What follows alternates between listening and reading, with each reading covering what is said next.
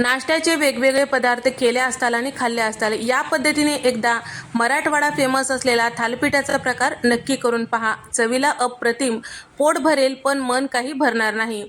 त्यासाठी इथे मी कपभर इतकं बारीक किसून घेतलेली गोबी घेतलेली आहे, अर्धा कप इतकं गाजर बारीक किसून घेतलेलं आहे, पाव कप शिमला मिरची, अर्धा कप इतकं बारीक चिरून घेतलेली मेथीची भाजी आणि अर्धा कप इतकं कोथिंबीर घेतलेली आहे.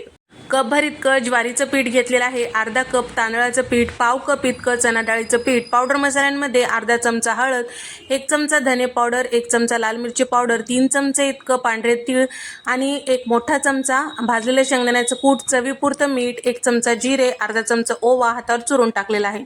पहिल्यांदा सगळं मिक्स करायचं. लागेल तसं पाणी टाकून भाकरीच्या पिठाप्रमाणे छान असं तिंबून घ्यायचं. घट्टच तिंबायचं म्हणजे छान असं थालीपीठ खुसखुशीत होतात आणि शिवाय पातळ असं थापता येतात.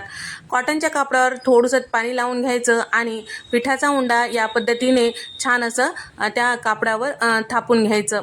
तर जेवढं पातळ पाहिजे त्यानुसार तुम्ही थापून घेऊ शकता. आणि आता इथे मी तवा आधीच गरम करायला ठेवलेलं होतं, चमचाभर तेल पसरून घेतलेलं होतं.